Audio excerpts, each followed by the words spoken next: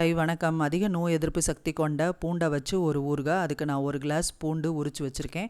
இப்போ அடுப்பில் ஒரு கடாய் வச்சு 3 டேபிள் ஸ்பூன் நல்லெண்ணெய் விட்டு 1 ஸ்பூன் கடுகு போட்டு பொரிஞ்சதுக்கப்புறம் உரித்த பூண்டை போட்டுக்கோங்க. பூண்டினோட சைஸ் ஒரே மாதிரி இருக்கட்டும், இல்லைனா அதை நறுக்கி எடுத்துக்கோங்க. இப்போ ரொம்ப வதக்க வேணாம், 1 நிமிஷம் கிண்டுனா போதும். இப்போ லெமன் ஜூஸ் நம்ம பூண்டு எடுத்த கிளாஸ்லேயே 3/4 கிளாஸ் லெமன் ஜூஸ் எடுத்து இதில் ஊற்றிக்கோங்க.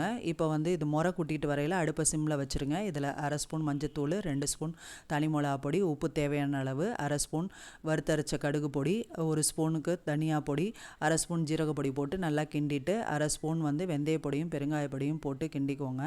அடுப்பு சிம்லேயே இருக்கட்டும். இப்போ வெல்லம் ஒரு 2 ஸ்பூன் சேர்த்துக்கோங்க, இல்லைன்னா நாட்டு சக்கரை சேர்த்துக்கோங்க.